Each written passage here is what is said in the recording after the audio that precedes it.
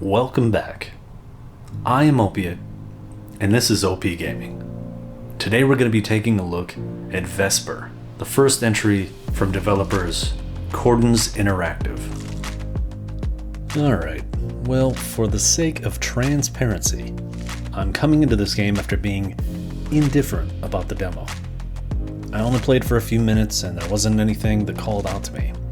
However, curiosity got the best of me, and having been gifted the game, it feels only right to take some time to get familiar with the world.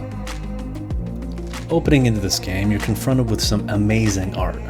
The shades and contrasting shadows make for a truly unique look. There is no dialogue, so you're left to put the pieces of what's happening together for yourself. What I see is the same character models killing each other, with no real sense of whether the protagonist is on the side of good or bad. There is no real definition of what is being fought for, or if there's any end in sight. Searching around, you find what looks to be a gun that acts to displace light between sources. First thing I did with the gun, add to the calamity. Now the character controls someone completely different on the local planet. And lucky for you, it turns out to be North Sentinel Island, so everyone is hostile. You're also lucky, because you found a self-destruct option. Now the game plays like a platformer, except instead of being on a giant level, you're just traversing through screens that reload when you reach the edges. Every few tiles you're presented with a puzzle, nothing overly difficult. If I had one gripe about the design, it's that almost every single pit you need to jump over results in hanging from the ledge on the other side. I mean, it's not game-breaking, but it's kind of an odd choice. Now the backdrops are a real eye-catcher here. Throughout your time, you'll see some truly magnificent backgrounds. Giant machines or ever-stretching landscape.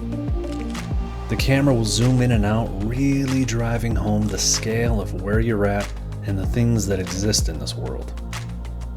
Now, I'm not entirely sure how I feel about having so much of the story put on text files and scattered all over the unique planet. In my playthrough, I found just over half, and I'm fairly in the dark about what happened. Or more importantly, why was I doing it? I mean, it makes me feel like I'm reading a Mad Lib that was filled out by more than one person. Some of the story makes sense, and some of the text adds to it, but some of it is just jargon. And without any real discernible order, I'm not sure some of it was supposed to be in the story. A nice touch was added. When finding these texts, you get a little mirage.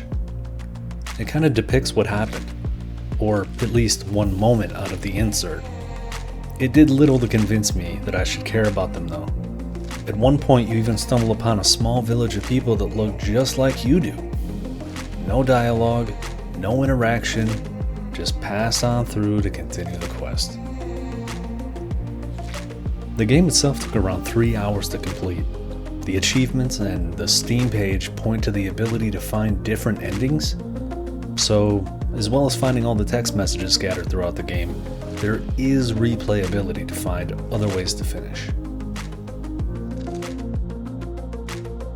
Now I really like this art style. For me, the only drawback is my lack of attachment to the main character, or anything in the world.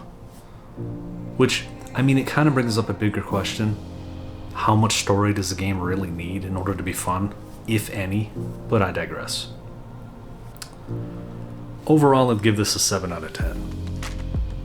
Now, I'm certainly on board with hiding some of the story, letting the player run around and find it. But I think there's a balance to be found of how much to hide and how much to present outright. And I'm not sure Vesper has that balance down. Down below you'll find all the links to all the things.